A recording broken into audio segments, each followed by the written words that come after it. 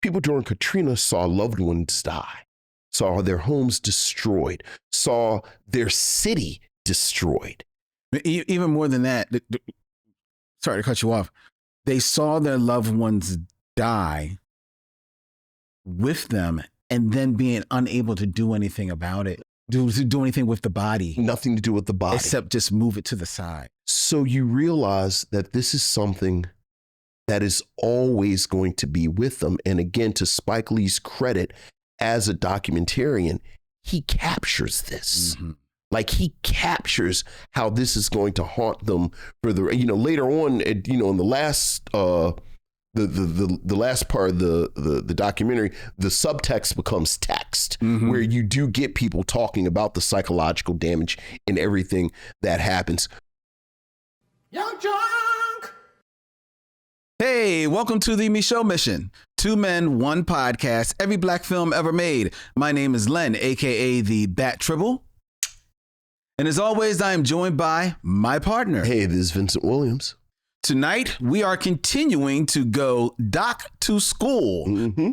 Or it might be better said tonight that we are going doc to university because we have a dissertation for you.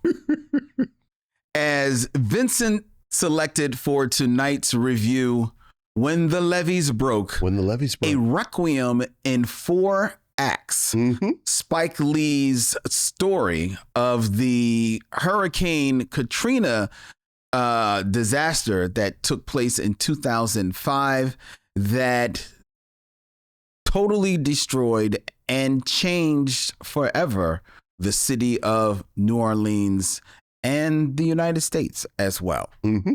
That's our stop tonight on the Micheaux Mission as we stream live from YUNKJunk, Philadelphia's premier video podcast palace, to all points north, south, east, and west. That means you on X, that means you in Facebook, and that means each and every one of you out there enjoying the show on YouTube and saying hello in the chat right now. Hello, missionaries. Good evening, one and all.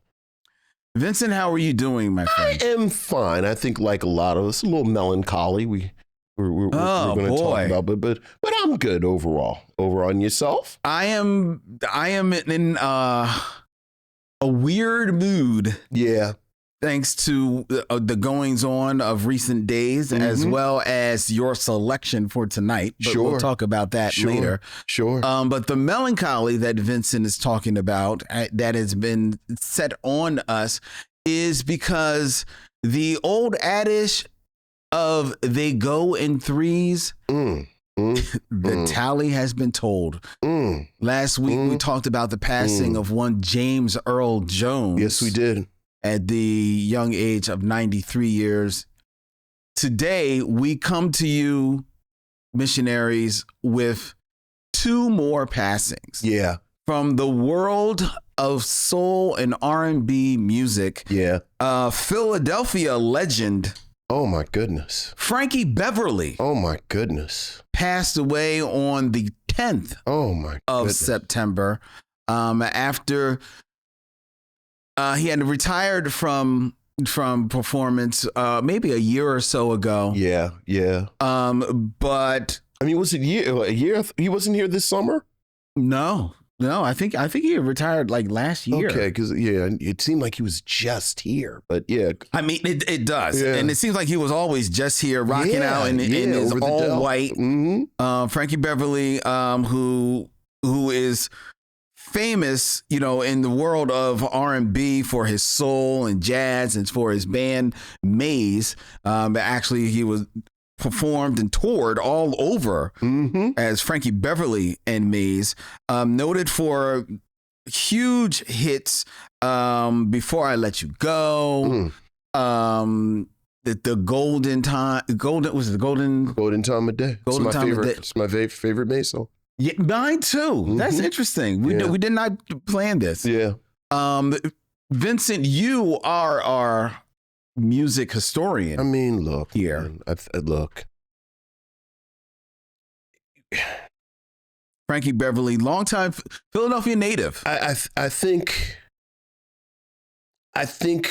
Maze featuring Frankie Beverly is a group.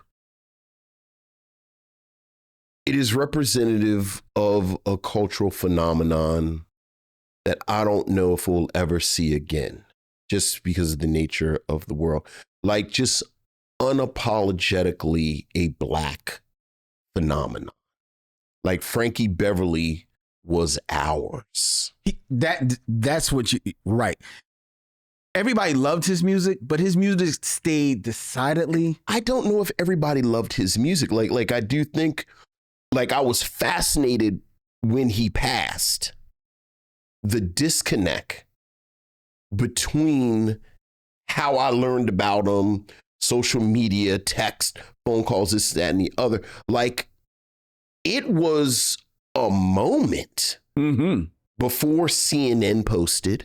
You know what? You're right. Before MSNBC before posted. Hollywood before Reporter. Hollywood reported it. Yeah. The Philadelphia Inquirer reported it fairly soon. Yes. But as you said, he is a Philadelphia legend. Yes. But this is someone who represented this unapologetic, this sort of intra-cultural phenomenon that, as you said, you named these songs are just joy and pain, part of the fabric, part of just the essence of the Black experience in the last 50 years. I saw something. You talked about him going on tour all the time, and shout out to Michael Harriot, the social commentary cultural critic Michael Harriot, who said this. He said that because of schedule, price point, and Maze all together, for many of us, Maze was the musical act that you saw the most. And I think that is true for me. Like, I saw Maze, I believe, 5 times. Okay. Which is more than I've seen anyone else. Like, I've seen The Roots, I think, 4 times. I've seen Tribe 2 or 3 times. Saw Stevie Wonder twice. Saw Prince twice. But, like, saw Frankie Beverly featuring Maze featuring Frankie Beverly. And here's the thing. I think I did, because appropriately enough, I don't remember whether or not I saw Maze at Essence in New Orleans. Okay. Because the nature of Maze, and I heard Jill Scott say this, Maze is the only group that you pay your money to go to a Maze concert and sing their songs to them. Yep. Like, I'm paying money to sit in here and sing Frankie Beverly songs to Frankie Beverly. And I don't remember if I saw Maze in Essence or if it was just an impromptu sing-along. Because, Before I Let Go came on, and then thousands of us just start singing it back to him. His songs were singing his songs. You hear the first opening notes of almost every one of his songs, and you're off and running. Look, man, if I say dun-dun-dun, dun-dun-dun, oh, yep, it's on. It's on. It is on. It's on. Yep. That's all you gotta do. Yeah. So it's the other thing about Frankie Beverly is that you paid those 5 times to go see him, even though you were going to see the same show.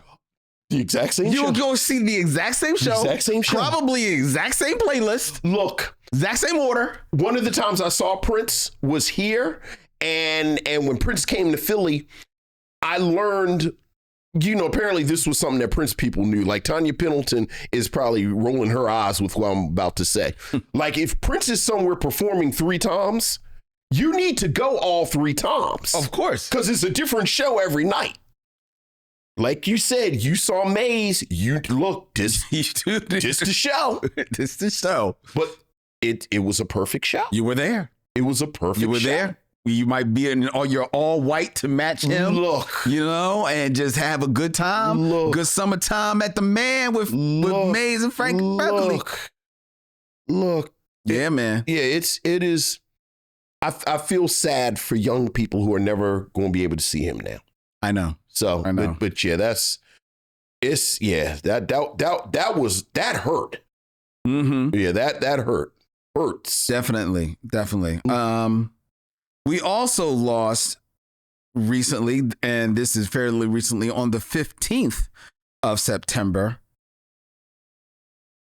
1/5 or another fifth of the original Jackson 5, as Tito Jackson passed away at the age of 71, the famed guitarist, and probably the only Jackson 5 member that's synonymous with being a musician. Right. Because Jermaine played bass, but you never really think you don't see him. But Tito. His cartoon had the guitar. His cartoon had him playing the guitar. So he was that was his vibe, and he was always, and because of that, he was always kind of like the background, right? More or less the drummer of the group of the kin. He was definitely the more soft-spoken one. Yeah, he wasn't out there. He was the last one to do a solo album. Yeah, and then when he did a solo album, it was more in the blues tradition, because that was where his music roots and enjoyment lied. And passed on to his music tradition to his family. Produced his sons, 3T. And probably someone, because of the star that is Micheaux and Janet Jackson, and then then you've got Jermaine, and then even under that you've got Reby, Randy and the Gypsies, Never forget Randy and the Gypsies, and he is someone who doesn't get his just due. Right. Well, if you know the Jackson story, this story, there would be no Jackson nothing if it wasn't for Tito. Tito is the one who, quote unquote, borrowed Joe's guitar, broke a guitar string. Joe, as we all know, a very even-tempered, thoughtful man, raised all kind of hell. Who been touching my guitar? Who messed it up? Tito said, we've been practicing and playing. Joe says, well, you know what? If you've been playing, play. And Tito, Jermaine, and Marlon, Tito, Jackie, and Jermaine, and then Marlon kind of jumps in, start to play for Joe. For Joe, yeah. And then Joe says, if y'all are serious, we gonna take this seriously. And then he starts training them. Yeah. And then obviously at some point, their littler brother, Michael, joins the group, and the rest is history. Amen. Hell of a player, though. Like hell of a guitar player, self-taught. But he, like you said, I think many of us don't give Tito his musical due. Right. But yeah. I'm going to give you, as our music guy. Yeah, sure. It's only two of us, so I guess I'll be the guy.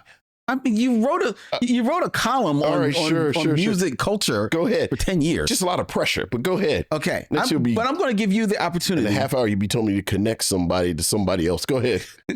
You don't realize what this show is? It's a high wire act. Exactly. In front of a bunch of people, but we want more people. Go ahead. I'm going to give you the opportunity to give Tito his justice. Okay. This is justice for Tito Jackson. Justice for Tito. Because when he passed, I was thinking about him as, a guitarist, and wondered whether or not he actually got his just due. Okay. So I looked up a list. Okay. Of the greatest guitar artists. Oh my goodness gracious. Okay. All right. Rolling Stone in 2023. Here we go with this bullshit. But admittedly in 2023. All right. So they did a listing of the top 250 guitar artists. Okay. Of all time. All right. 250. 250. All right. Where do you think Tito Jackson lands in 250 guitar artists? On Rolling Stones list? Okay. Before you throw a scant eye, let me tell you that Rolling Stone's list had Eric Clapton in the 20s. That doesn't surprise me. Oh, fair. Yeah. Prince is number 14. Yeah, see right there. Oh, okay, go ahead. Come on. Go Jimi ahead. Hendrix is number 1. Well, I mean, of course. Okay. Of course, Hendrix is one. Okay. And That's day one. And I think number 2 is... No, Ernie Osley taught him, but go ahead. Number 2 is Chuck Berry. Okay, yeah. Okay, so that sounds about right. So, yeah. but that gives all right. Mhm. So where do you think Tito Jackson lands in the list of 250? Oh my goodness gracious! Where would you just hasten to guess? And mind you, they go obscure with some. They go to blues, they go to jazz, rock, R&B, all over. In the hundreds? In the hundreds. Yeah, right? 100 something. Somewhere like 100 something, Yeah. right? Tito Jackson lands outside of the 250 greatest guitar artists. That doesn't surprise me in the least. You There's nothing surprising about anything that you just said. Is that because it's Rolling Stone? Yes. Okay. So it's not necessarily that you would put him outside of 250. You ready? Because we got to do provocative stuff. So let's be provocative. Tito Jackson is a better guitar player than Paul McCartney. Wait, did Paul play bass? John played. Tito Jackson is a better guitar player than John Lennon. Oh, I can believe. I would say that. Okay, so here's your opportunity. Oh, okay. Go ahead. Come on. We got. I know. Talk about floods and I know. insurance companies. So what I went from this list, starting at 250, and I moved up 50 all the way up. So all the way up to 50 to see whether or not you would put these people above. All right, how many people going in? Come so on, it's just 5. All right, go ahead. All right, these 5. So at number 250, all right, from the Police is Andy Summers. He's a better guitar player than Andy Summers. And I thought so as well. And you know who else would say that? Andy Summers. Andy Summers. You're absolutely right. Go ahead. You're absolutely right. At number 200, from the world of blues, okay, Kingfish Ingram. Is that the young boy? Yes. He's a better guitar player than Tito. Okay. Yeah, that's a big young boy. Yeah, exactly. Yeah, he nice. Okay. Yeah, very he's nice. All right. Cool. At 150. Okay. From the screaming females, Marissa Paternoster. I'm not familiar with her work. Me neither. So I don't know. Okay, I'm not so going to fair speak enough. on her. Okay. At number 100, from Slayer, Kerry King. The band Slayer? Yes. Yeah, he's a better guitarist than that guy. Okay. Yeah. All right. And at number 50, again, dipping into the world of jazz and blues. Okay. Elmore James. Elmore James is a better guitarist than Tito. Okay. Yeah. All right. So all 5 of them, right? They had ranked because Tito doesn't crack the 250. Sure. And then just because he just picked the black guys who are better than Tito, like I think the Cream guys are better guitarists than Tito. Oh yeah, I mean, and but I also know I like the fact that the Slayer guy is even on the list. Quietly, the fact that Andy Summers is on the list. Yeah, even at 250, right? Because to be fair. When I listen to the Police, I don't hear the guitar. So I do. I guess I do, but I love the Police. I love the Police too. I love the Police. I just don't pay attention to the guitar I can work. definitively say that. Yeah. What does Sting play? Sting plays bass. Oh, he plays the bass. Okay. All right. Well, there's justice for Tito. Justice for Tito. Because he belongs somewhere in the 250. Hey man, look. Absolutely. I wonder, where's Ernie Isley? Do you know off the top of your head? I don't know. Okay, all right. I don't remember seeing him on there, though. Oh, I know he's on there. There's no way they're that disrespectful. Okay. We can do that later. I'm not going to look it up. All right, It's 250. I ain't got time. Yeah. It's a large list with pictures, and I ain't got time for that. Come on, man. I gave him. There's your justice, Tito. Justice for Tito. Rest in peace, bro. All right. And now it's time for your emails, folks, or as we like to call them, missives from the missionaries. So what else is going on, Lynn? We have emails, Vincent. Ooh, missives from the missionaries. Ooh.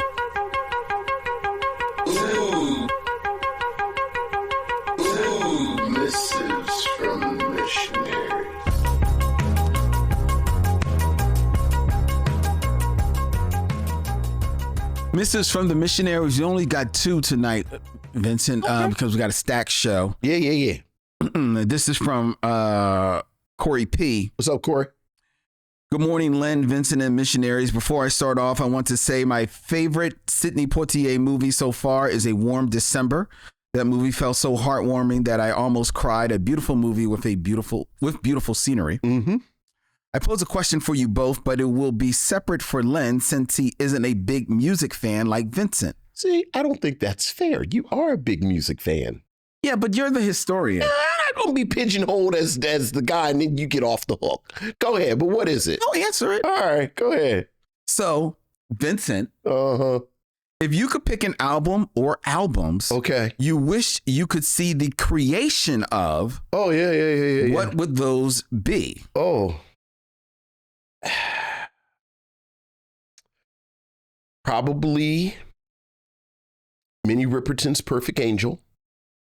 Oh, that's a very obscure selection. It's not that obscure. I don't think anybody out there would have thought you would have name checked Minnie Riperton at this moment. Look, I think people know people know what my faves are, like that little period.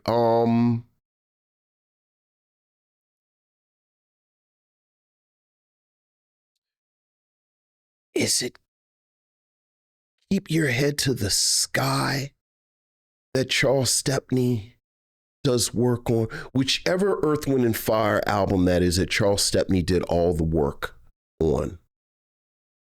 Let's say Keep Your Head to the Sky, because even if he didn't, an Earth, Wind, and Fire would Any Earth would be very, you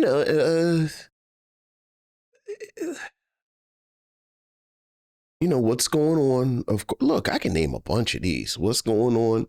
I'll bring in some white people, and here you go. Here's a hipster one. Here's the hipster. Here's the stereotypical hipster, white hipster answer. I would love to have been in the studio when the Beach Boys did Pet Sounds.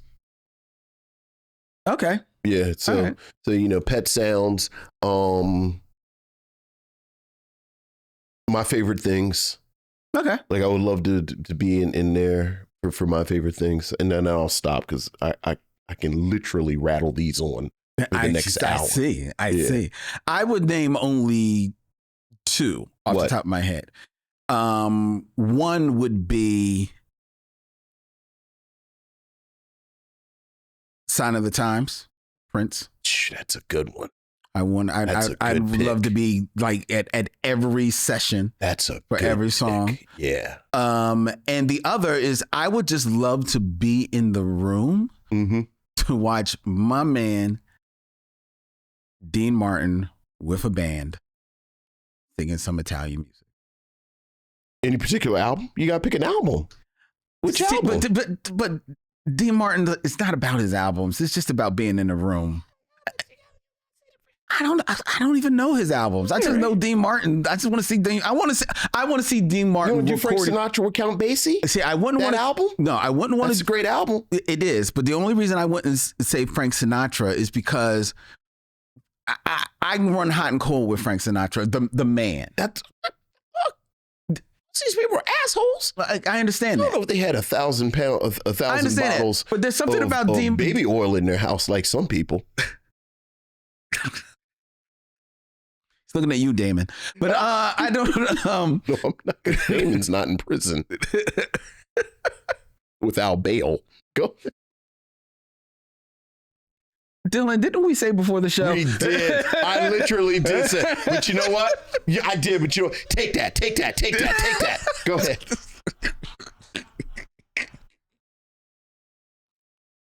Can't stop, won't stop. His rules are only made to be broken by him. In real time. Go ahead. Anyway, she continues. That's my answer, Dean Martin. All right. She continues. For me, for Len, if you could pick a movie or TV series that you wish you could witness the creation of with your own eyes, what would that be? She says that I know for me, it's a mix of both TV show, movies, and albums. They would include The Making of Living Single, good one, A Different World, the second season. And all right. Yeah, of course.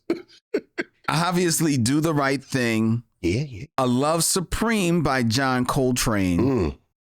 Off the Wall or Thriller by Michael Jackson. That actually would have been my second choice. The Wall. Yeah, that's a good one. Any Janet Jackson album spanning from Control to The Velvet Rope. Okay. Or D'Angelo's Voodoo. Oof. Oh, Dylan just said that he was going to say D'Angelo's Voodoo as well. Voodoo is a good one. That's a very good one. Aquarian moment. Yeah. That's a good moment. That's a good one. Good choice. To think about a TV show or a movie that I would like to witness the creation of with my own eyes. I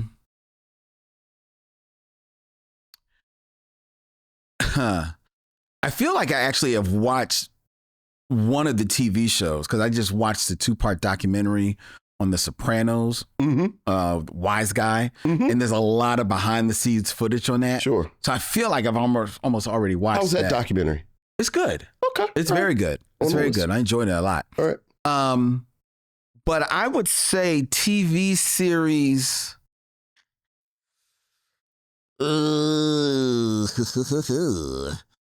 stay live action TV series because I could pick almost any animated one. Sure. But I'll say, hey, let's be silly and fun. 1966 Batman. Okay. Just to be silly and fun. Okay. But movie, where I probably will be a little bit more serious about it, I think it would have been real fun to be on the set of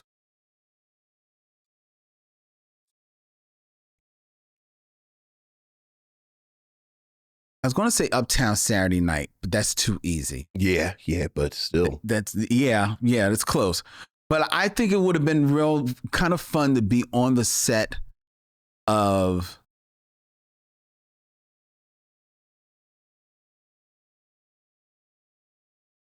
that's a good.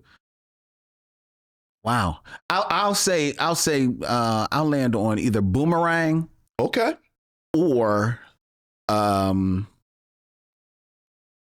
what's the gangster one? Eddie. Oh, Harlem Nights. Harlem Nights. Okay. Harlem Nights. I'm iffy on Harlem Nights because there's a part of me that wants to be there for Richard. Sure. And Fred. Sure. And Red and Eddie and Della together. But I recognize that Richard is not at his peak of his powers in that. But I bet Red Fox is a ball of fun in that. I bet he is. So you know what? I'll land on Harlem Nights. Okay. Corey didn't ask me, but I answered music, so go ahead. We talked about it when we reviewed it. If I had a time machine within 2 weeks of taking trips in it, I would go to the set of Porgy and Bess. Okay, yeah. So many of the people from that era had stories about the making of Porgy and Bess. Harry Belafonte, even though he's not it, but he was around. Brock Peters, Sidney Poitier, Dorothy Dandridge, Diane Carroll, Maya Angelou, Nichelle Nichols, Sammy Davis Jr. Like so many people, Della Reese, like so many people who I've read their stories. There's a moment in their story where they reference Porgy and Bess. More importantly, the making of Porgy and Bess. So I would love to have been a fly on the wall and see all of it unfold.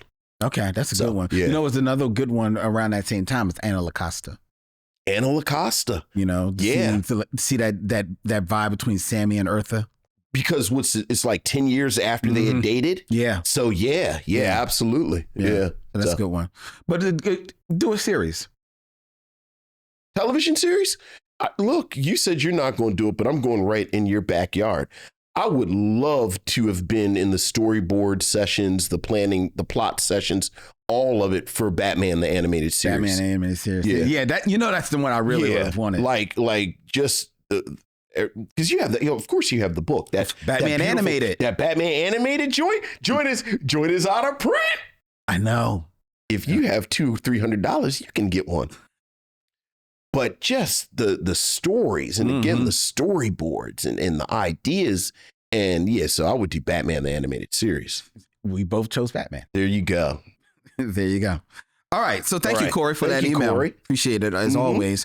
We got another email. Okay. And this one is from Michael Lockett. Hey, Michael. Subject line, it's a trip, so adjust your color. Greeting, Len and Vincent. Let me again thank you for putting a new dish in front of me to consume. Adjust Your Color, The Truth of P.D. Green, was a wonderful doc.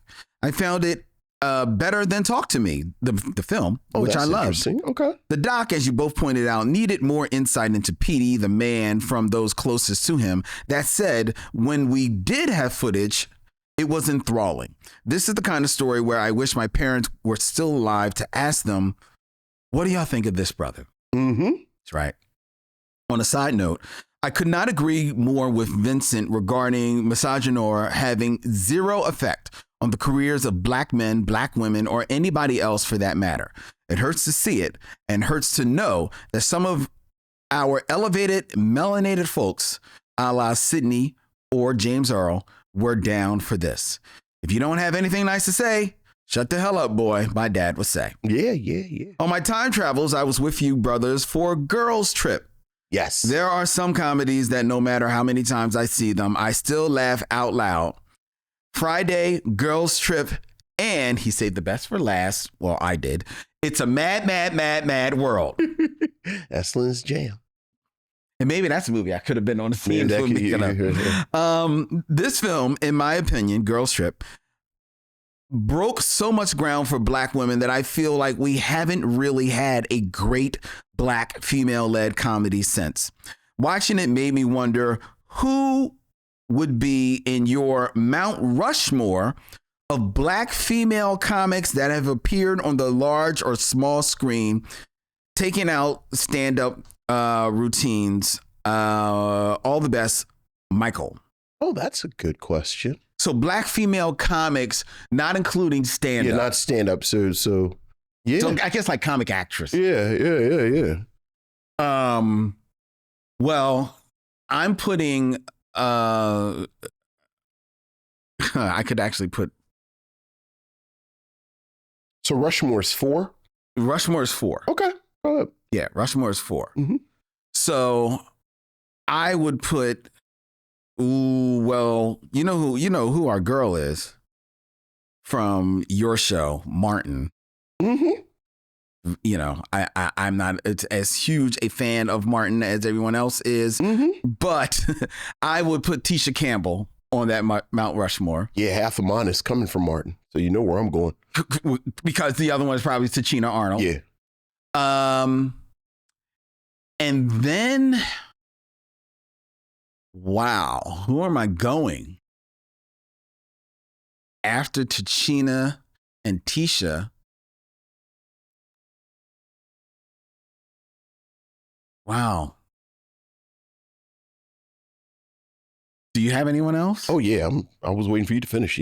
No, I mean we can do this a joint thing. So we've got 2. Tisha Campbell, and I told you I'm working my way through Martin, and it between working my way through Martin, and I told you Wendy is watching this new, these women of a certain age, so I'm watching both of them at the same time, and I think the best thing that happened to Tisha Campbell's ability to perform was getting a little older. Because I think because she is a lighter skinned actress, because she is pretty, so because of colorism and because of sexism and everything, she's pigeonholed so much as the pretty girl. Like, it's actually frustrating watching the first season of Martin where she's not allowed to be funny. Yeah, like he just kind of slapsticky. He just kind of puts her in suits and paws her every episode. Well, but now that she's gotten a little older, it's given her more freedom to perform. And we've said it many times before. I think Tisha Campbell is sort of in that Lucille Ball mold where she can do all this stuff, this physical comedy, this other kind of comedy. Along those same lines, Tichina Arnold every bit is the same thing. Because of colorism, she had a little bit more room to be funny, because heaven forbid you treat the dark skinned brown girl as the pretty girl. Yeah. But she's another one. Like, it boggles my mind. Well, actually, it doesn't, because Sachina Arnold knows she keep a job. And I think Neighborhood is probably a good check. But I do not understand why there's not been a Tisha Campbell, Sachina Arnold vehicle. I know. Like, just throw them in there. I think I've read Laverne where they've tried and to. Shirley and just give them 7 seasons. My third is Regina Hall. I was just saying my third one would be Regina Hall. You know Regina Hall is a monster. Yep. As far as I'm concerned. Yep. And my fourth, I'm going to go back a little bit. Okay. Because this is a Mount Rushmore. You know, I think Denise Nicholas is hilarious. Okay. I'm going Denise Nicholas. Okay. I wouldn't have gone Denise Nicholas. I wouldn't have gone Denise Nicholas, but that's a good one. That's definitely a good one. I was actually thinking about Regina Hall, though. I was actually, my third one, as I was thinking about it, would have been Regina Hall.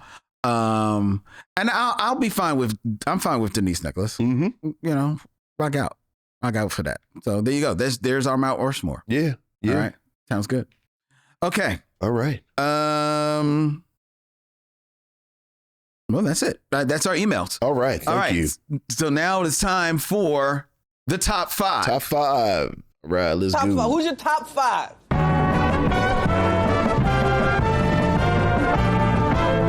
top 5 is. My top 5 is. My top 5 is. My top 5 is.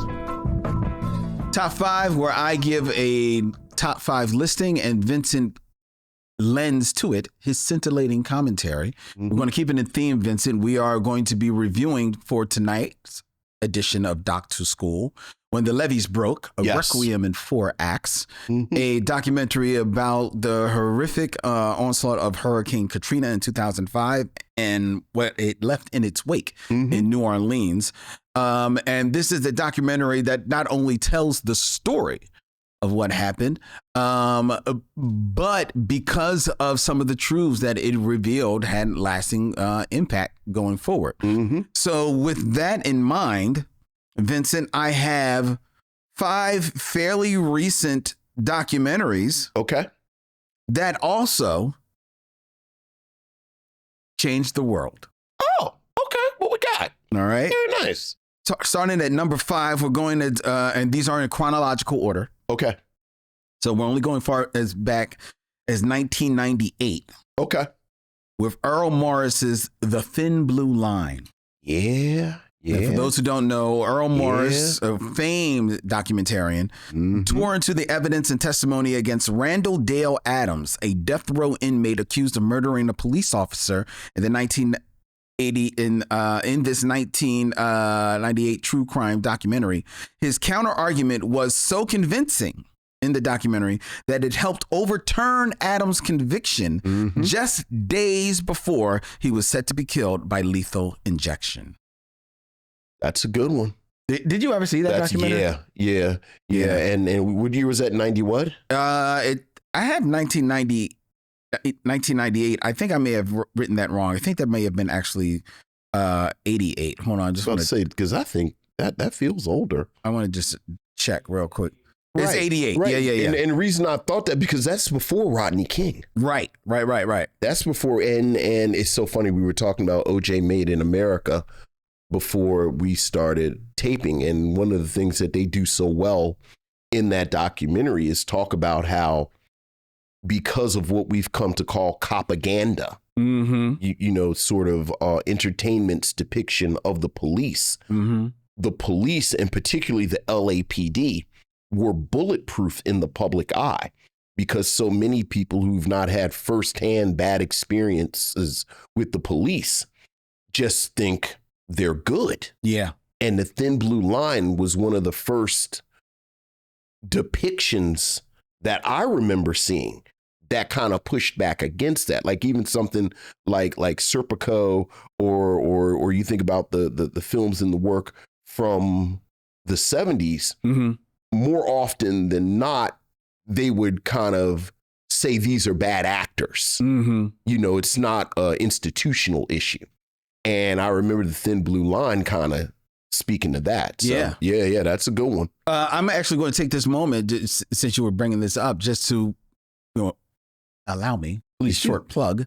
As some of you may realize that I also, in my other podcasting guys, I'm a producer with Push Black.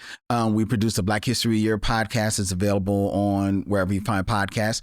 We actually, Push Black is the executive producers of a new podcast from Crooked Media and Wondery called Empire City, which looks at the history of the NYPD, going all the way back to the creation of the NYPD and look at that, the very, it was always racist. Yeah. All right. Yeah. I'm burying the lead. It was always racist. Yeah. So I invite you to check out Empire City, a brand new podcast. Is available wherever you find podcasts. It's hosted by my good friend Chinjirai Kumanika. It's a great podcast. It's available right now on Apple, on Spotify, wherever you find podcasts. Check out Empire City and tell them that Push Black told you about that and the Micheaux Mission. Dope podcast. I'm very proud to be associated with it. Very nice. All right. Okay. Number four. From 2002. Okay. Bowling for Columbine. Yeah. Now, this documentary by Michael Moore, actually, which was a documentary pretty much about, the Columbine, the horrific, oh my God, school shooting. Directed by Michael Moore, another noted documentarian. How this changed the world. After Michael Moore confronted Kmart executives over their sale of firearms and ammunition. That's right. And how readily accessible it was. The company announced that it would stop selling bullets in all of its stores. The chain of events unfolds in Moore's Oscar-winning documentary, which explores the causes of mass shootings and America's broader relationship with guns. Yeah. Great doc. That was a great documentary. Great documentary. Definitely changed the world. Number three. From 2006. On a slightly lighter scale, but nonetheless world-changing. Morgan Spurlock's Supersize Me. Yeah. This was a documentary where Morgan Spurlock was basically going to live on McDonald's food for 30 days. And that was it. And it was supersized because the one of the conceits of his diet was that where he was going to only live on McDonald's, but if he was offered the opportunity to supersize his meal, he would supersize it. Yeah. Less than 2 months after his documentary premiered at Sundance Film Festival, McDonald's announced the end of supersizing. Yes. The fast food corporation claimed the decision had nothing to do with Spurlock's grotesque Big Mac binging, but considering the rapid timeline, no one really believed Mickey D's. Yeah. I remember there have been some issues that have come out about that documentary. What do you mean? Where sort of his methodology. Oh. And forgive me, I don't know the particulars, but I'm not going to say he faked his findings, but there was something about what he did that didn't jibe with what was presented on the documentary. And if I all right, I won't say the because I honestly just don't remember this detail with the documentary. I'm always, I feel a little icky whenever we shit on people who eat fast foods, because it's a lot of economic factors in play that lead to people's in their diets. I'm not someone who shits on people for eating fast food. I will shit on you if you only eat fast food. No. I get it. It's complicated for a lot of people though. And I think as people who have the option to, go to Whole Foods and Trader Joe, and we have fresh food markets and supermarkets. It's supermarkets. It's not just about Whole Foods and Trader Joe's. It's just supermarkets. Get bogged down. I think we got to be real easy with it. But all right, yes. Okay. Supersize me. All right. Number two. From 2012. The Act of Killing. Are you familiar with this documentary? I'm familiar. I never saw it. 2012 film is one of the most innovative documentaries ever made.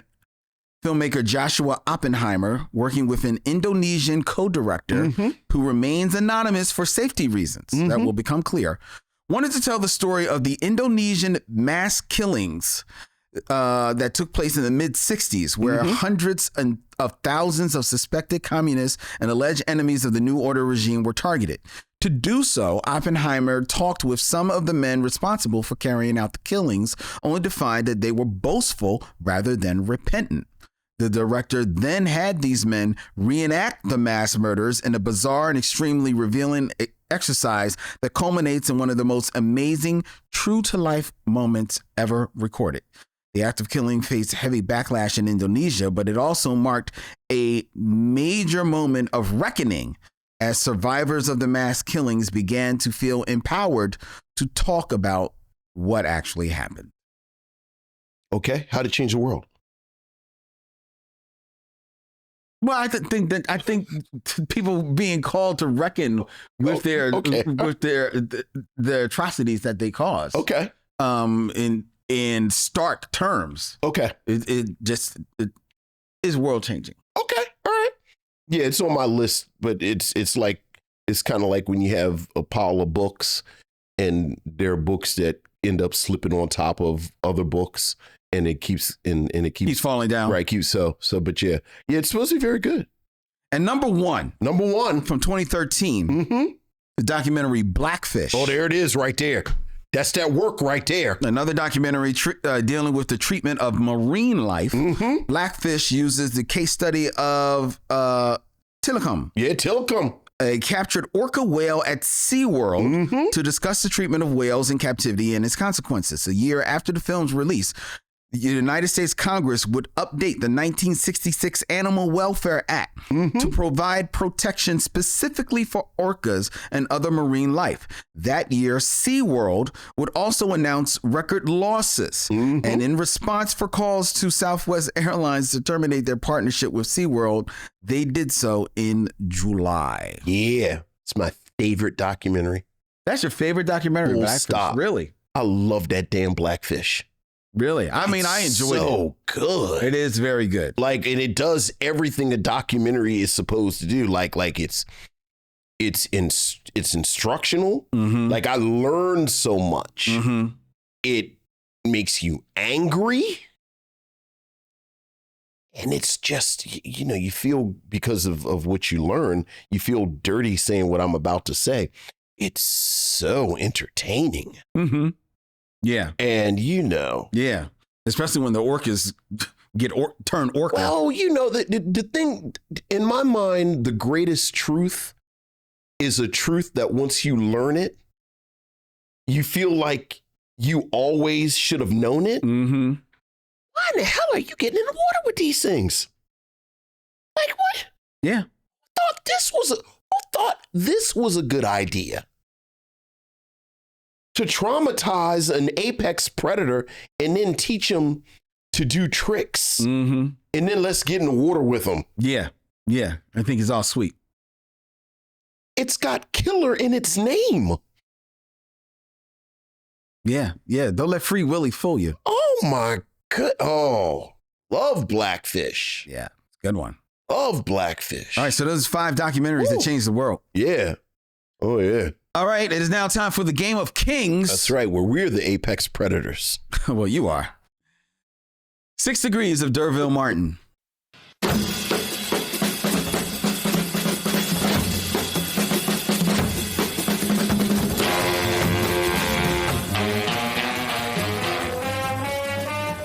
Keeping in theme, 6 Degrees of D'Urville Martin. Vincent, we are going to be reviewing When the Levees Broke. Yes, we are. Requiem in 4 acts, which talks about the horrific ordeal that New Orleans faced in the wake of Hurricane Katrina. Mm-hmm.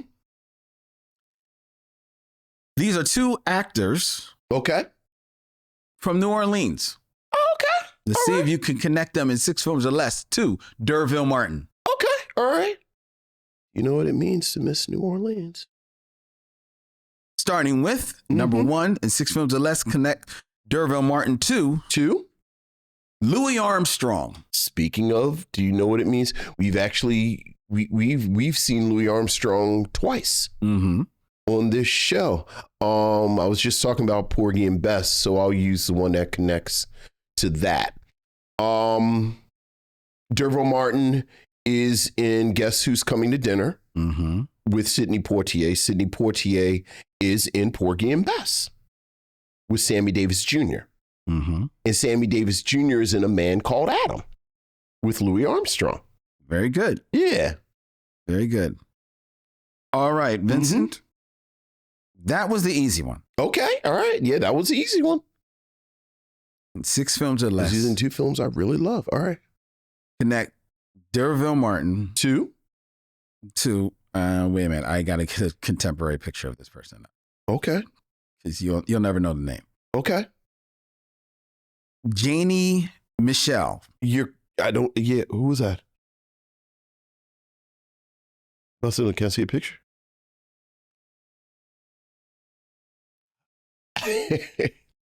Yeah, I knew once you see the picture. Oh, that's a real deep cut right there.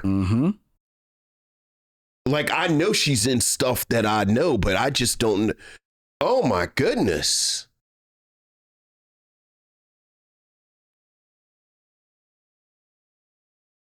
Does she play Calvin Lockhart's girlfriend in Cotton Comes to Harlem? No. I'm going to say Sugar Hill just because it's voodoo. No. Lynn, I'm just going to sit here and name blaxploitation films. Like, she 100% looks like an actress who's in these movies. She's in one. She's in one that you like. Well, one you know. And we just don't have to. Like, again, I'm just going to sit here and just start across 110th Street. No. Think Boo. Gary. Blackenstein. No. You're close. She's not in Blackula because that's no. She's not in Blackula. Is she in Scream Blackula Scream? She's in Scream Blackula Scream. Greer. She's in Scream Blackula Scream. Man, who? Gloria. Victim number 3? She plays Gloria. Remember, Pam Grier is in there, but Pam Grier has a very small, quick role, and she's not like a star in that movie. Because Thalmus Russella and Denise Nicholas are in Blackula. Who is she in Scream Blackula Scream? She plays. And she doesn't have a literal, because remember, she's the voodoo queen. Pam Grier is. Well, she's in Scream Blackula Scream. I'm going to take your word for it because she's I have Scream Blackula Scream. Oh, okay, fine. Well, then, yeah. Look, D'Urville Martin is in Sheba Baby with Pam Grier. And Pam Grier's in Scream Blackula Scream with what's her name? Janie Micheaux. Very good. Who is that? She's Gloria in Scream Blackula Scream. That's who you picked from New Orleans? Lynn, who is that? Is she in anything else? Yeah, she has a filmography. She's in Soul Soldier. Oh, come on, man. She's a leading lady in Soul Soldier. Come on, Lynn, stop. She is. What year is that? 1970. Soul Soldier. Soul Soldier. Who else is in Soul Soldier? Robert DeCoy. She shares nude sex scenes with him. Oh, my. It says so.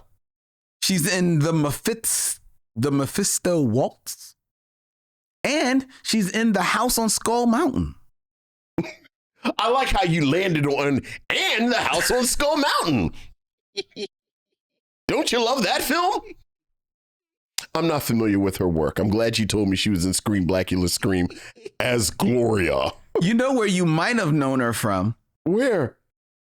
She also has a role in the 1974 Tower Power episode of Sanford and Son.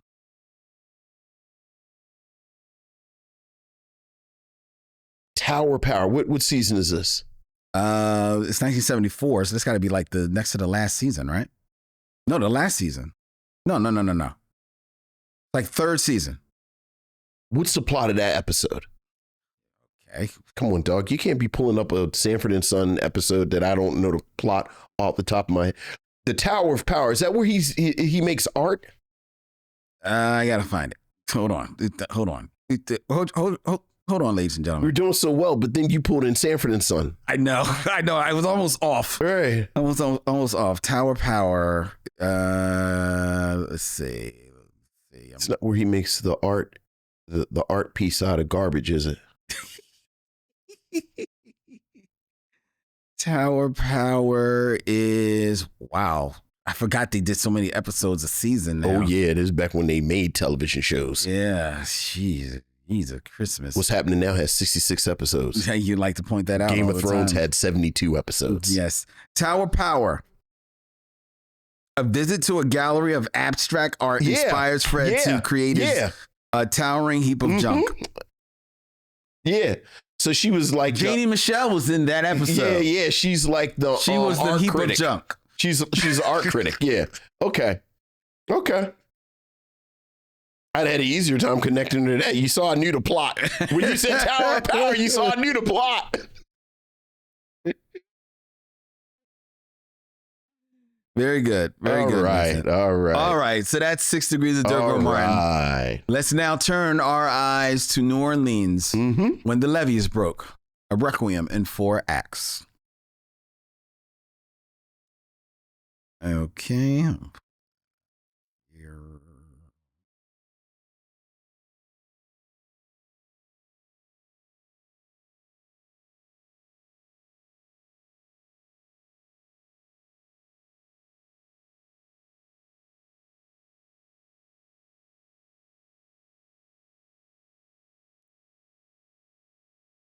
Alrighty.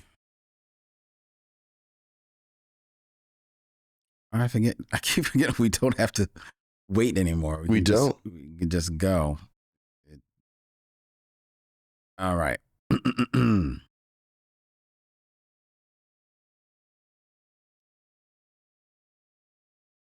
Spike Lee documents life in New Orleans after Hurricane Katrina destroyed the city's anti-flooding safeguards in 2005 in When the Levees Broke, a requiem in 4 acts. In the film, New Orleans residents tell their stories and vent their anger, some calmly, some with unbridled rage, at the callousness displayed by their local, state, and national leaders. Survivors share their own heartbreaking tales, leveling charges and challenges at the officials who failed to protect their lives, their homes, and their city. This documentary, which won an Emmy Award for outstanding documentary filmmaking, was produced and directed by Spike Lee, along with Terrence Blanchard, who was a prominent voice in the documentary as a New Orleans resident, and has a heartbreaking tale of his own that he shares in the story. Was Vincent's selection for this Doc to School edition of the Micheaux Mission. Vincent, what say you of When the Levees Broke? Look, this is a monumental achievement of a documentary.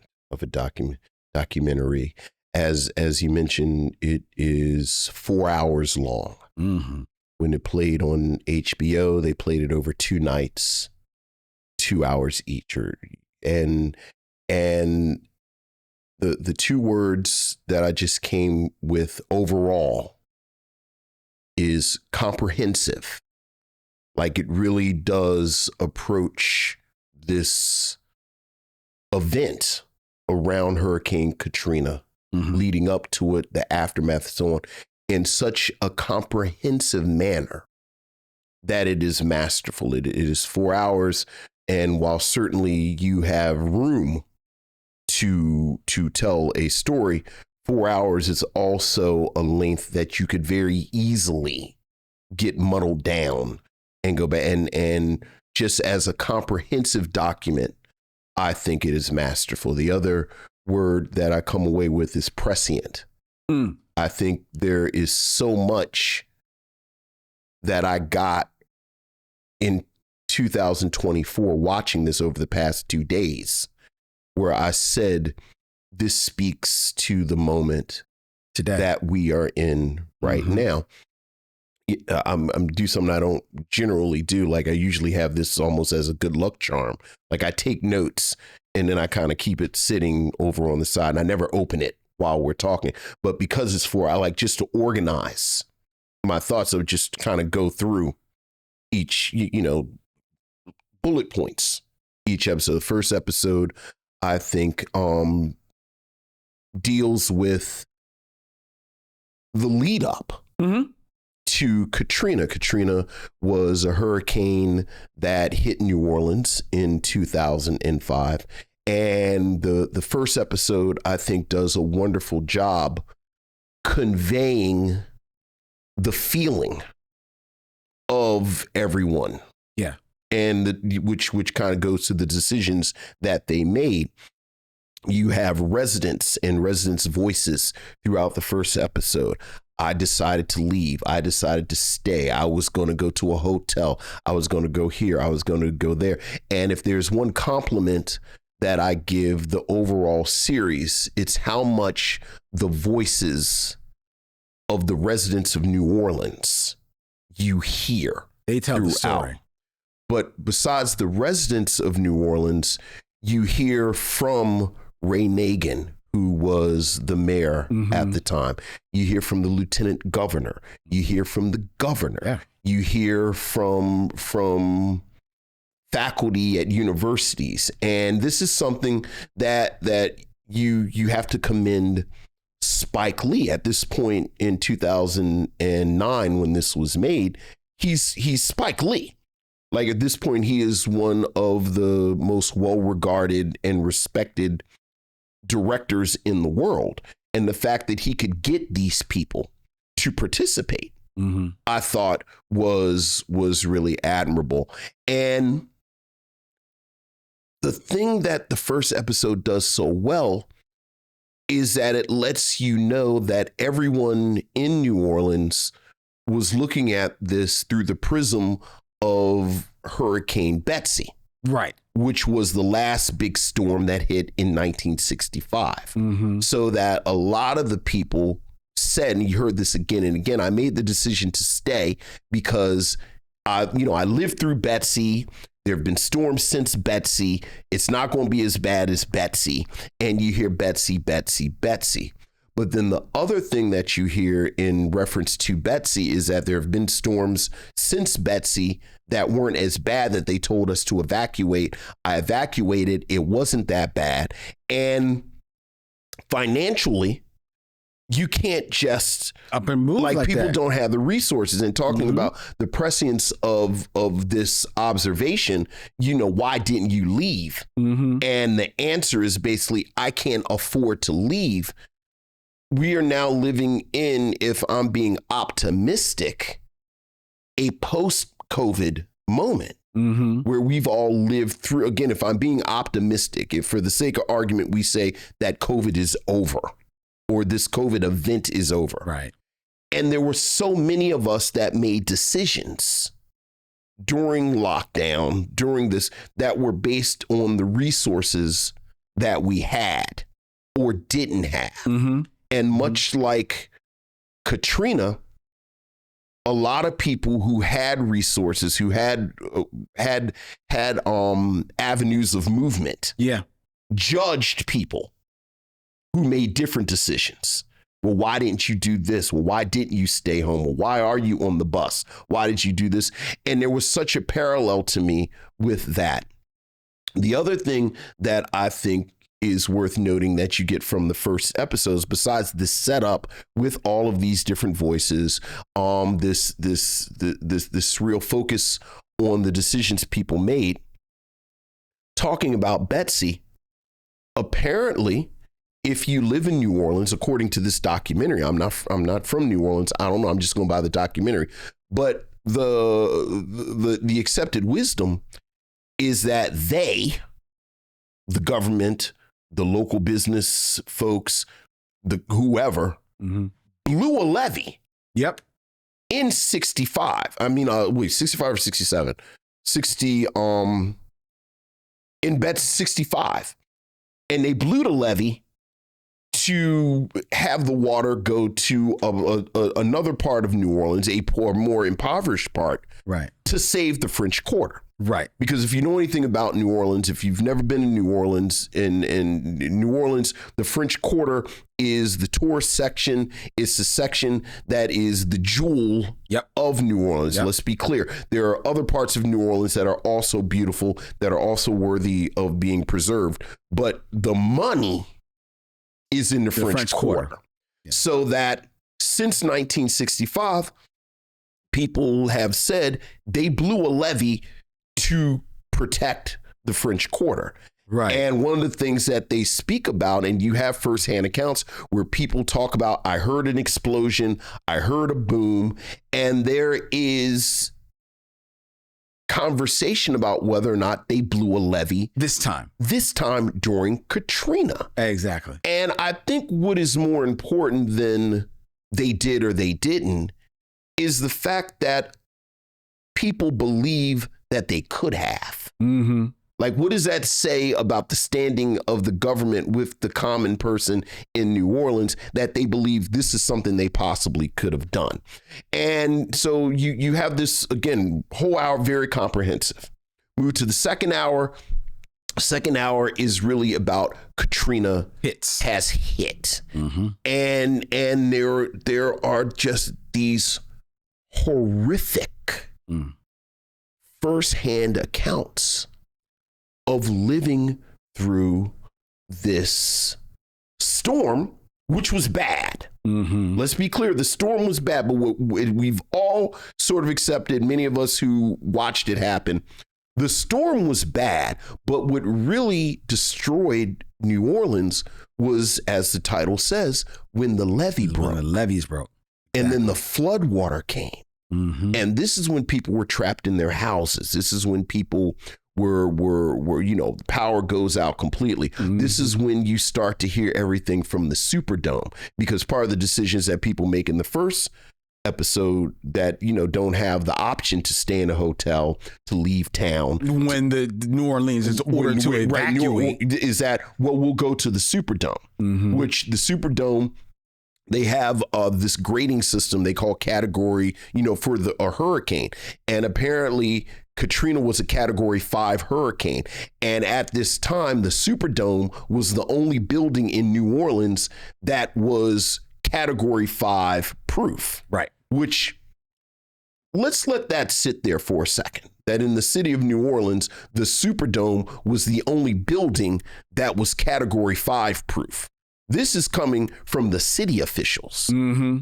So in episode 2, where things start going really badly, this is when people are trapped in the Superdome. This is when things go, during the fog of war, you have the police commissioner on, and they talk about the police commissioner is the one who started the disproven stories. Mm-hmm. He's the one that started all the rumors about the rape and the murder and everything going on within the Superdome that those of us who don't live in New Orleans, we all heard on the news. Yeah. I'm going to say it again, 20 years later, it has all been disproven. Yes. But again, to Spike Lee's credit, to get people involved, and people actually became involved with the documentary. If you want to give credit to the police chief who started it, he apologizes. He's right there. And he says, again, it was the fog of war. No one was communicating. I had heard he was getting misinformation. The misinformation I got was that my daughter was in danger. Mm-hmm. And that was the emotion I was under as I was talking at the time. And talk about, the prescience of the documentary, and again, how it connected to me now. There's the documentary is made in 2009. Katrina happens in 2005. So this is 5 years later. Well, it's released in 2009. I'm I think sorry, he made it right, 2006. made it 2006. So a couple of years later. Right. And there are these moments throughout the documentary where people are talking about what happened. Mm-hmm. But, you know, they're in a studio, it's Spike Lee, it's a camera crew, and people start breaking down and crying and remembering. And it made me think about, and you know, look, we were on lockdown. We, you know, went through COVID like everybody else, but I'm always quick to say my COVID experience was a fairly benign one compared to what a lot of people went through. Like I was with my family, I could work from home, I could, you know, get Instacart, like, but there are moments like there was a moment this weekend we were driving and there's an area around here called Chad's Ford. And we were out there and we were coming up a road and saw a Target. And it was something about, because, you know, we're moving in the fall. And it's something about the way the light hit the Target and the angle we were coming from. It reminded me how in the midst of the lockdown, the whole family just got in a car after, you know, however many weeks. And so, you know, we just got to drive. We just got to get out. And I remember that feeling of driving and seeing a Target and the light hit it the same way. But I remember that feeling in the height of it where we just did not know what was going to happen with this thing. And again, I don't want to be dramatic. I don't need therapy or anything with it. No more therapy than I think the whole country needs. Again, my COVID experience was pretty benign. People during Katrina saw loved ones die, saw their homes destroyed, saw their city destroyed. Even more than that, sorry to cut you off, they saw their loved ones die with them and then being unable to do anything about it. Unable to do anything with the body. Nothing to do with the body. Except just move it to the side. So you realize that this is something that is always going to be with them. And again, to Spike Lee's credit, as a documentarian, he captures this. Like he captures how this is going to haunt them for the, you know, later on, you know, in the last, the last part of the documentary, the subtext becomes text, where you do get people talking about the psychological damage and everything that happens. But the other thing that you get in the second episode is this focus on the sheer incompetence that is amplified through racism and classism. Like this sheer, you know, Michael Brown, who's in charge of FEMA, and he's completely unqualified. Like completely unqualified. Yeah.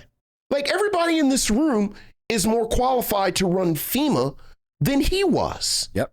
Like when you look at his resume, everything, and this was this was basically a perk that was given to him. Yeah.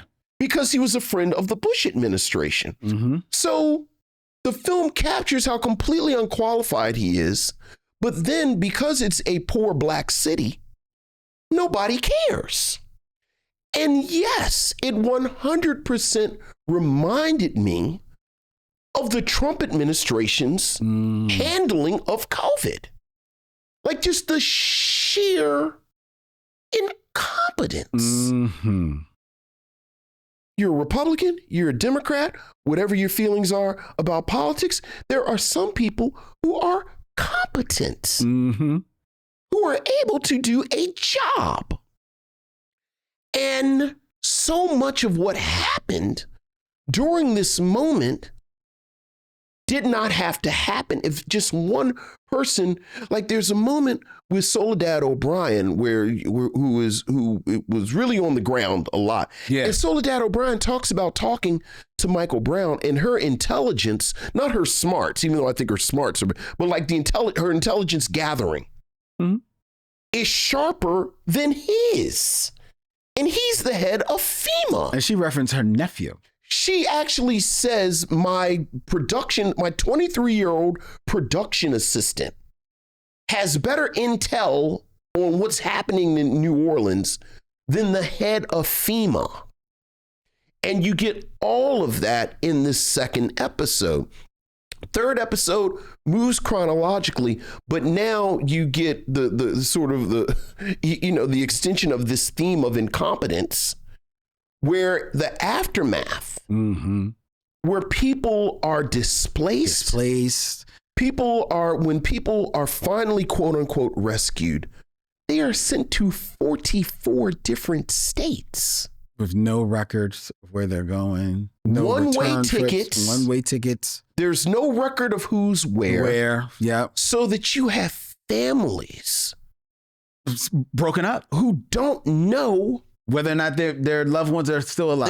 their loved ones, their relatives are. You know, at one point, Dr. Michael Eric Dyson says there is very much a parallel to slavery when families are broken up and sent away.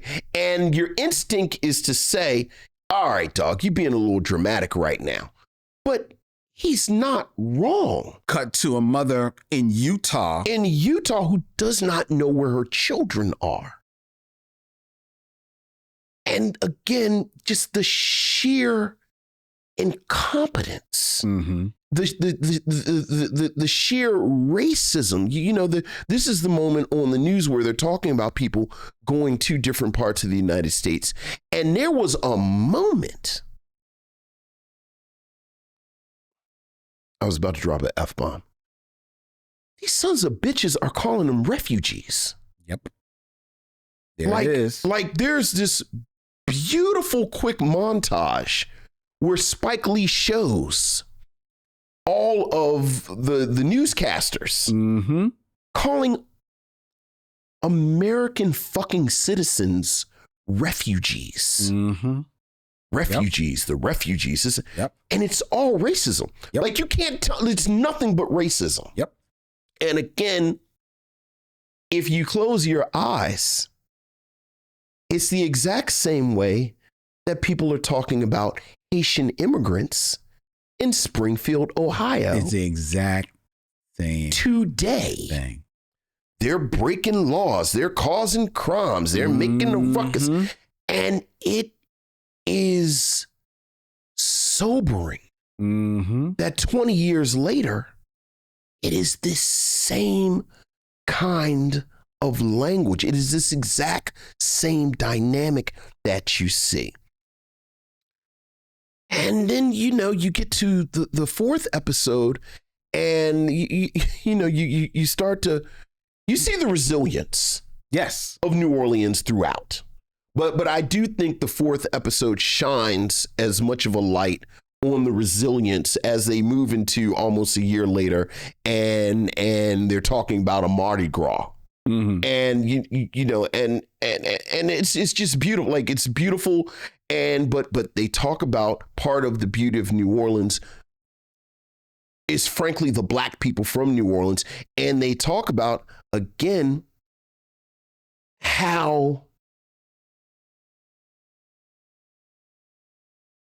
forces are using this moment to clean out, quote unquote, black people. The thing that I love about so many of the participants in the documentary, going back to the sort of belief that they blew the levee in 65 for Betsy.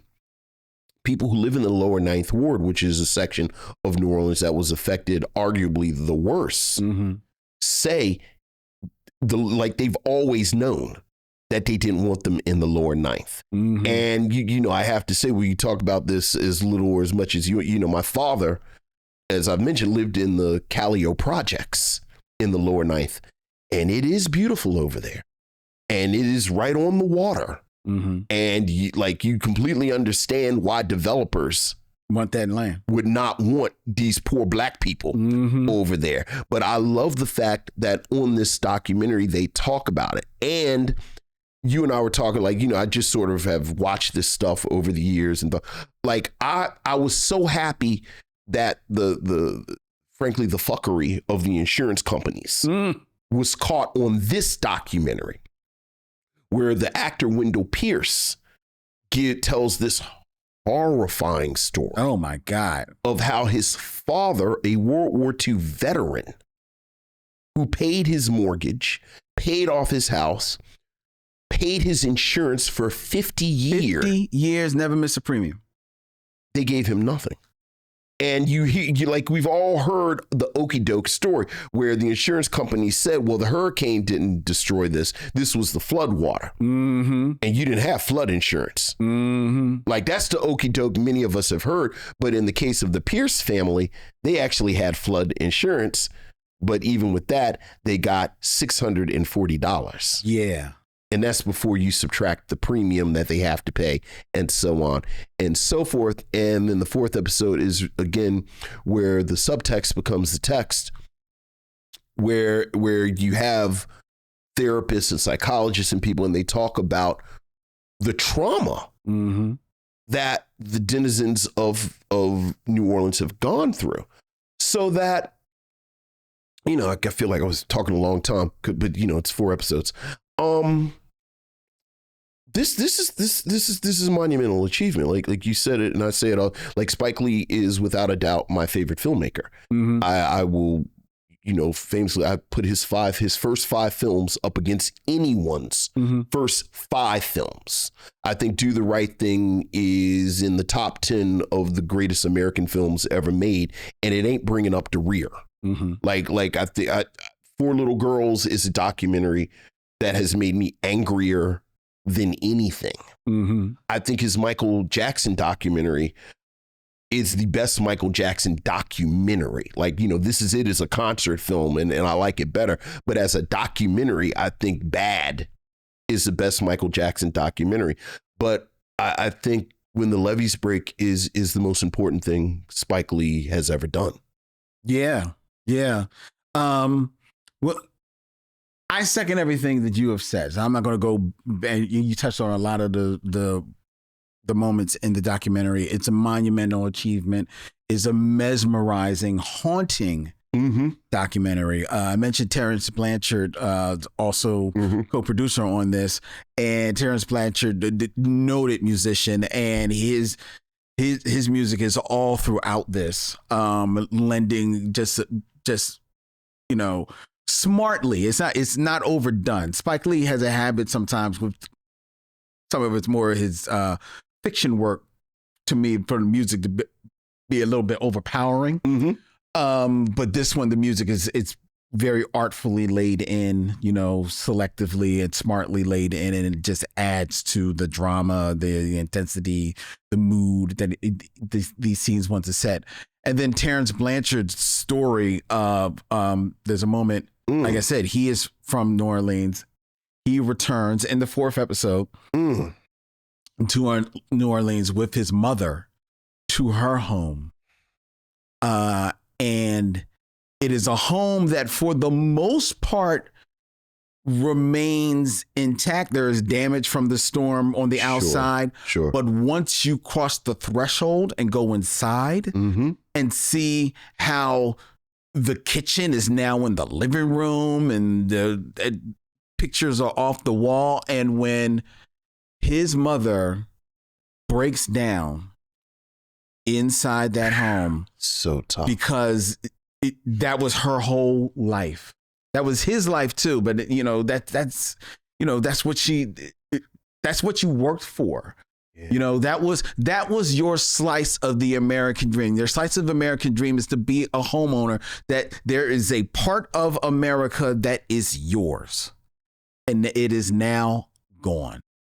And you feel like you have insured yourself that if it's going, like maybe you might be able to get some type of monetary, you know, recompensation for that. But nothing will replace the memories. You know, you look at the furniture and stuff, but it's when you realize that the pictures are gone. Yes. You know, it's when you realize that the favorite books, the eyeglasses, those real personal things. That's when that's when it hits down, and that's a very, very hard moment to take in. the other thing, you didn't touch on it, but Spike, he is unflinching with his eye in this. Yeah. So one of the scenes, if you can remember, because some of you may be young enough, we're talking about almost 20 years ago. Yeah. One of the scenes that you would see on the news a lot of the time were, yes, you saw people stuck in attics, you saw people being rescued by helicopters, and that footage just is all throughout this. But you mentioned about people having their loved ones dying. Mm-hmm. There was scenes of people who you would see their loved ones being dead, and they're just drape a blanket over them for people to find them later. There's a touching story about this one man who was with his mother. He rescued his mother. He pushed his mother all the way on a wheelchair, all the way to the Superdome, and is just waiting outside in 100-degree+ heat, just waiting for some type of salvation of food or water to come. And he's talking to his mother back and forth. And after about 10 minutes, he realizes his mother is no longer talking to him. He turns, and his mother is dead. Mm-hmm. And he has there's nothing that he can do but move his mother to the side. Yeah. And leave a note with her, that this is my mother, and contact me whenever they eventually come for the dead, right? Which is a whole nother story, right? But another haunting image of this is that in the flood that destroys New Orleans in the lower Ninth Ward, you see bodies floating. Yeah. And they are now bloated from floating in the water for so long. Mm-hmm. As the water subsides, you see bodies just stretched out all over the street. Some of them in rigor mortis, stuck in just almost unrecognizable. Yeah, as human bodies. Yeah, there is a quick, and you'll miss it, but I unfortunately was looking. There is a corpse of a dog. Yeah, that is hanging from a window. Mm-hmm. That I don't know if the dog was trying to get out or whatever, didn't make it, and it's the corpse of that dog. Yeah, and man, that it freaked the hell out seeing that. And kudos to Spike for having this unflinching eye, but kudos also to him because as a documentarian, he does what we sometimes fault him in his movies. He gets out of the way. Yeah. Sometimes you hear his voice kind of prodding people with questions and stuff, but that's very infrequently. He's invisible. He is almost, and he never appears on camera. Right. And he gets out of the way, and like you said, he lets the people of New Orleans tell their story. Mm-hmm. Whether or not they be the politicians, who some of them have to deal with their own, failings, have to deal with their own feelings, or the citizens having to deal with, tell their story and deal with the anguish that is still in a lot of them. And this is a very powerful document, and it's so powerful that, dude, I'm not gonna lie. I came into the studio ready to just knock you upside your head for choosing this, because this I do not often get in bad moods from film. Mm-hmm. Famously, we talked about it when we reviewed Roswell. That is a movie that left me insane. Rosewood. Roswell is the aliens. Right. Rosewood, excuse me, Rosewood. When we reviewed Rosewood, I remember watching it in the theaters, and I had to detox from white people for 24 hours. Mm-hmm. And it was the same after we watched it again. And this movie had me in a mood. I live in a predominantly white neighborhood. I stayed in my house till it was time for me to come out to do this, because this puts you in a mood, man. And because Yes, it's predominantly black people that were affected by this. There are more than a few white people in this movie. Yeah, oh yeah. In this documentary that are affected by this as well. But some of them let their, Dixie flag fly. I'm thinking about one particular guy who lets the N-word drop out very casually from his mouth. The politicians from the doofus looks on their faces. You talk about Mike Brown. We could go on and on about George Bush. Yeah. We could go on about about his mother and how stupid she comes off. My God. Talking about how people they seem to enjoy being dipped.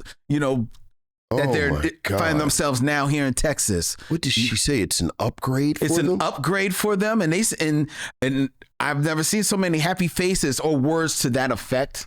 Says this in the news. I mean, it's footage of it. Like it's footage of her just saying these words. Oh, goodness. So, yeah, man. And you're right. When they drop that refugees, you can't help but think about how they are demonizing, the Haitians now. And dehumanizing. You're right. Othering And dehumanizing. Americans othering Americans. Look, never mind that it shouldn't be done at all. To anyone at all. Right. To anyone at all. But the fact that these are Americans who have been moved to other states, they didn't want to move.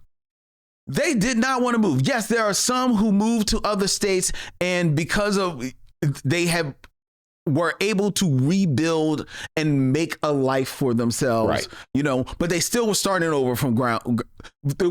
The bulk of them did not want to move. Yeah. There's this one boy who was talking about, I just want to go back home. I want to go home. I want to go home to New Orleans. Yeah. There's this one woman who they cite throughout all four parts who talks about her mother's here, her sister's in Houston. Oh yeah, Phyllis. Phyllis, I am here in New Orleans. I am staying in New Orleans. She gets a FEMA camper. She's going to make the best of her FEMA camper. She is not leaving.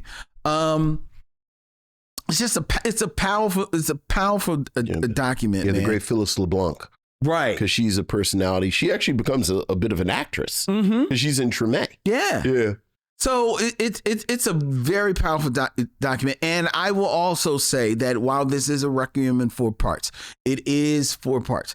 It is long. It is, for the sake of this, I don't know how you watched it. I watched this all in one sitting. I would not recommend you watching this in one sitting. You are a madman. Because it puts you in your feelings. It puts you in your feelings. Oh my God. You watch this 4 hours straight? I watched it 4 hours straight, man. I was going to tell people watch it an hour at a time. That's what I was about to say. Because I watched it in 2-hour chunks. And, to your point, it got, when Wendell Pierce was talking about his father, and this was after that, and this is one of the hardest things I think I've ever watched. That sequence with Terrence Blanchard and his mother just crushed me. Yeah. So when it got to Wendell Pierce, I remember watching, thinking, please don't show what Wendell Pierce is talking about. Like, I can't deal with another elder. Yeah. Yeah. Dealing with this in real time again. So there's that. I wanted to circle to something you said and piggyback when you talked about the fact that although the vast majority of the participants in this were Black, there were New Orleans from all walks of life. Yes. That participated, and talking about something that we rarely give Spike Lee credit for. I loved the light touch that he does to show the different socioeconomic situations of people in New Orleans. Like there's this wonderful old white couple. I knew you were going to go there. Who are actually rich. And everything about them everything they say, their body language. Oh my God, yes. Like they are very much, in fact, the story they tell is that when it happens, they were overseas. They were on vacation. Like the guy tells this wonderful story about seeing the ruins of Pompeii and I see it and then I see what's happening in New Orleans and it's just so tragic and so awful. We were at the ruins of Pompeii. So then after that, as we were at a little cafe. Right, and let's be clear, Lynn and I are sort of exaggerating for effect. Not much. But Spike Lee is not judging. No, not at all. There is no comedy. This is their Katrina experience that they are sharing. Yep. We are New Orleans. This is where we live in New Orleans. We have a voice in New Orleans. And every rung on the socioeconomic ladder, you have people, it took me a long time to get the check so that I can rebuild. And I just got the insurance check and I don't know. And I got to do this. To, I don't know where my family is. Yeah. We don't have electric. I mean, even, Phyllis LeBlanc, who we talked about, who's really kind of the breakout. She has a trailer. She's in good humor. But as you said, her family is scattered. She still has her husband. Yeah. She's still in her right mind. So like even her experience compared to, for instance, the woman who was displaced, it looks like she's going to build her a new life, but she's displaced in Utah. Yeah. Her children were in Texas. I know. She had no idea where anyone was. Or, once again, Mr. Pierce, his everything is just destroyed and they don't give him anything for it. And I admire this light touch, which again speaks to Spike Lee's relative invisibility, where the camera never judges these people's experience. Your experience was your experience.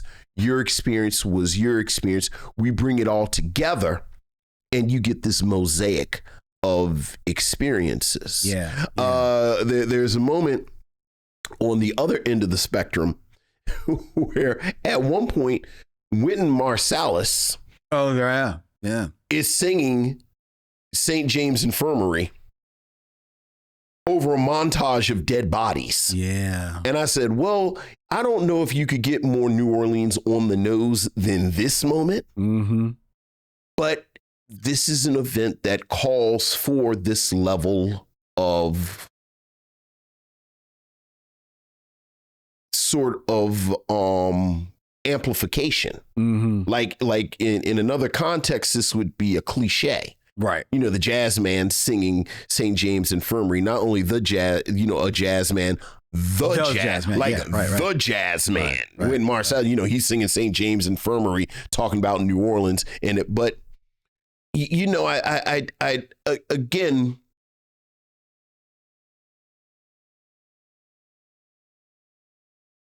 Spike Lee capturing this, like just the fact that he captured it, I think is worthy of achievement. The fact that he's Spike Lee, you get all of this participation, even to the point where you get this the infamous or famous footage of Kanye West saying George Bush doesn't care about black people. And you're like, oh, wow, that was a historic moment. I remember that historic moment happened. But then Kanye West himself participates in the documentary. It was a different time. But again, you had all these players who have now almost 20 years later, and frankly, fairly soon after it happened, have become part of this mythology. It was wonderful to hear their own voices speak to all of this. And I would have loved for him to have been able to capture the voice of Condoleezza Rice, because I didn't know her story about how tone deaf she was to what was going on. You remember? Can you tell the story? So if I remember, Michael Eric Dyson tells the story. Right, he tells the story about Condoleezza Rice.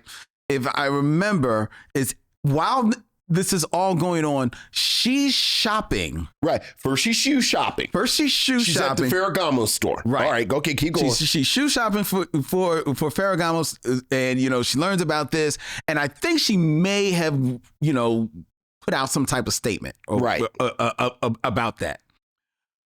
But then the next morning, she's playing tennis. Yeah. With Monica Seles. Mm-hmm.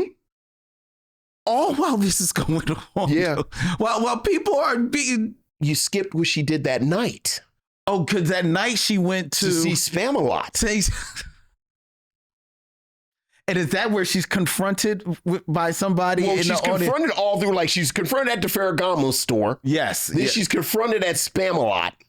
And then, as you said, she's playing tennis. And Michael Eric Dyson says, so this is someone who is more interested in balonics, the shoe balonics, Broadway, and balls. This Birmingham, we're not doing it justice at all. We're not. Michael Eric Dyson is he does it much better. But yeah. That because I didn't know that was new information for me. I was like, and not that I'm a big Condoleezza Rice fan at all. Sure. But it was like, whoa. Yeah. Oh, you'd hope like that. The sister in the administration. Look, man. I think try not to get too overtly political. But like I think because of the political moment that we have lived through and are living through at this moment, it's very easy to look back at the Bush administration through rose-colored lenses and say, well, at least they weren't madmen. At least, again, what I just said about this, that, and other. But one thing the documentary reminds you, they were horrible. Yes. And the thing about like when he said, they talk about the so many infamous quotes from this moment where George Bush says, "You're doing a great job, Brownie." Mm-hmm. It was like Pavlov. I got triggered when I heard it. I had forgotten. It was like, right. Yeah. And it was doing a great job, Brownie. And it's a fun moment where some body calls what they call Dick Cheney. You call him like an asshole right there like to his face. So that was real. Yeah. Would you recommend that people see When the Levees Broke, a Requiem in 4 acts? I would. I think you have to. I think, again, look. As a documentary, just as an artistic achievement, just on the level of craft, on as an example of Spike Lee as a master filmmaker, I think this is an amazing document. Mm-hmm. I think it is better filmmaking than some of his films. Mm-hmm. I think, as I said, I think there is a lighter touch that he has with this documentary that as you mentioned with the music, like I wish there was this kind of light touch in some of his films that you see in here. As a historical document, I again, I'm not the Hurricane Katrina documentary expert, but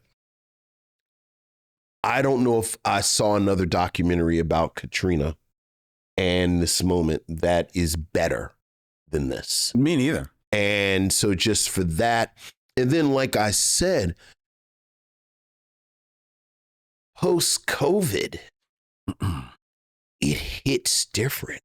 Oh, yeah. Like it really did hit different over the past 2 days where again, there's a moment in here where Ray Nagin is talking about how people were comparing him and his and what he did during Katrina with Rudy Giuliani in 9/11, and Ray Nagin rightly points out, it's a little unfair because as horrific as 9/11 was, it was a moment.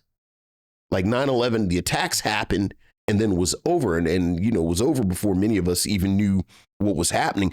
And then it was dealing with the aftermath, and 9/11 in, you know, if we're talking about what happened in New York, was in this isolated area. Whereas Katrina, and what we talk about as Katrina and the levees breaking, was an entire city. Like as Terrence Blanchard pointed out, 80% of the city was underwater. Yep. And this was something that went on for an extended period of time. I mean, just to circle back to the brother who spread the rumors about the rape and the crime, one of the things that he pointed out, and that is a theme throughout, like if you were an official, you weren't sleeping, you weren't bathing, it was the heat, everything. Like, you know, they talk about the Coast Guard, who was one of the very few kind of organizations that did what they, you know, like everyone said, like you talk about people getting rescued from the water, understand that wasn't the federal government, that wasn't the state government or even the city government, that was the Coast Guard who stepped up. But even they had to break their own rules. Yeah, they had to go above and beyond. And, you know, now we're flying in helicopter, you know, 12, 16-hour shifts.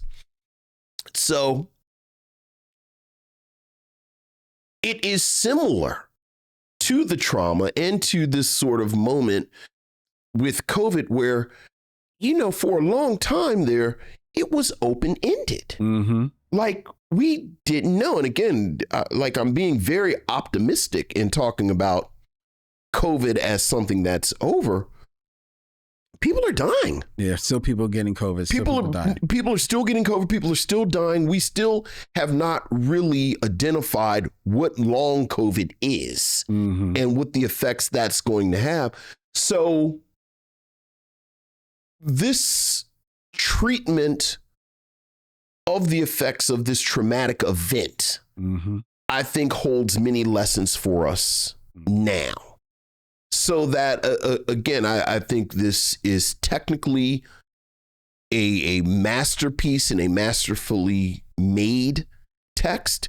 And I think as a historical document, it is invaluable. Again, all the people who are on record in this documentary, talking as a historical piece, it's invaluable. And then just as something we can learn from, I think it's invaluable. Yeah, I would add now, much like we said, I do suggest people watch it, watch it for an hour, live your life, come back tomorrow, watch an hour, watch it over 4 nights. Don't be like Madman Vincent, real Madman Lynn, and watch it all. But yeah, I absolutely. And you? I would definitely recommend that people see When the Levees Broke, a Requiem in 4 acts. If you haven't seen it in a long time, see it again. Free plug is streaming on Max right now. And the sequel is on there. 5 years later, Spike Lee went back and did another 4-part series, God Willing and the Creek Don't Rise. My people would say the crick. My people would say God Willing, the Creek Don't Rise. But your people not, all New Orleans. Yeah, but yeah, God Willing, the Creek Don't Rise, which I did not start because I didn't want to get that mixed up with what was in here. But I'm going to revisit that as well.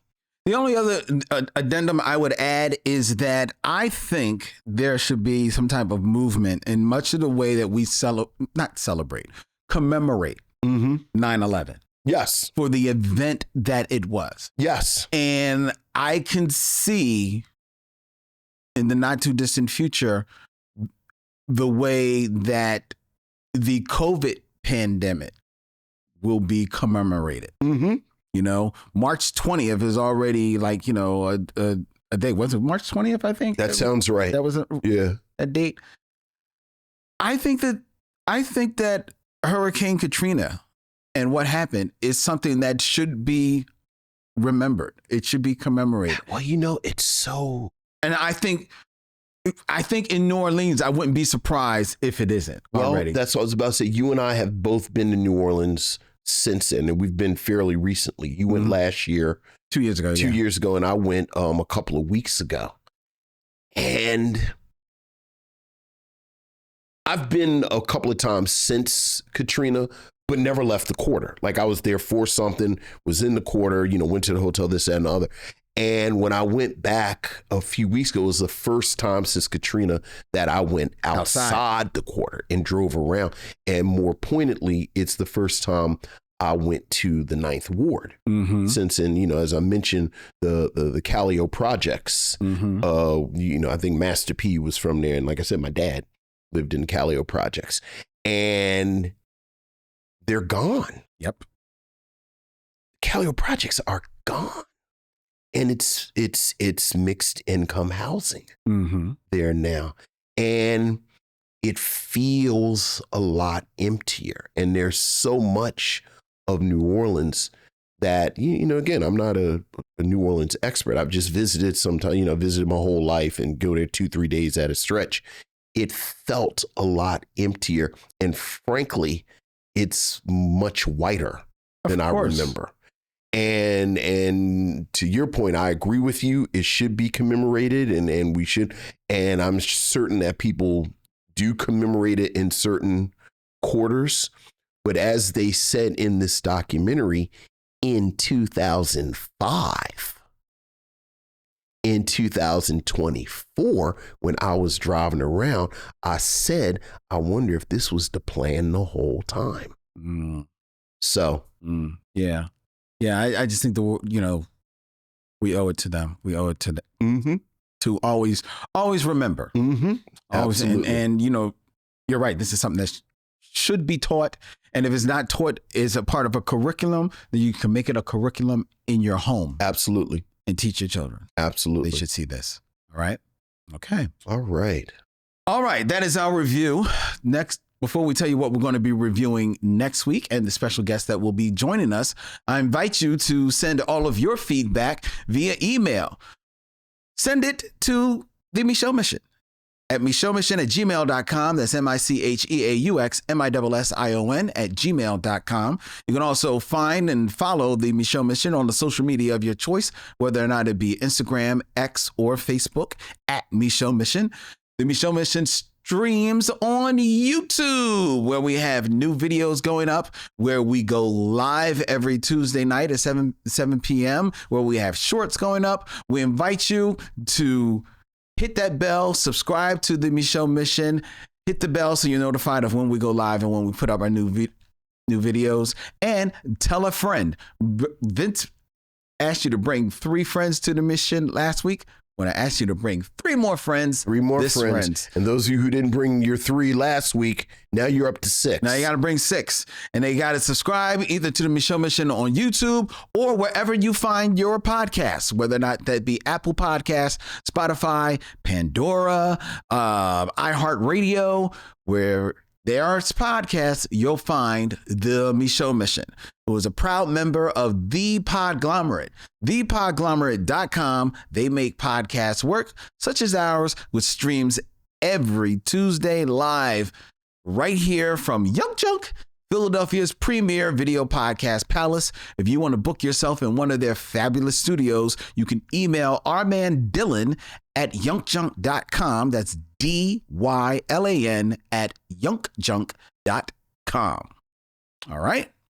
Next week, our good friend Stephanie Watts of the Be Real Black Cinema Club returns to the Micheaux Mission as we close out Doc to Schools in September with a review of Tell Them We Are Rising, the story of Black colleges and universities. That's right.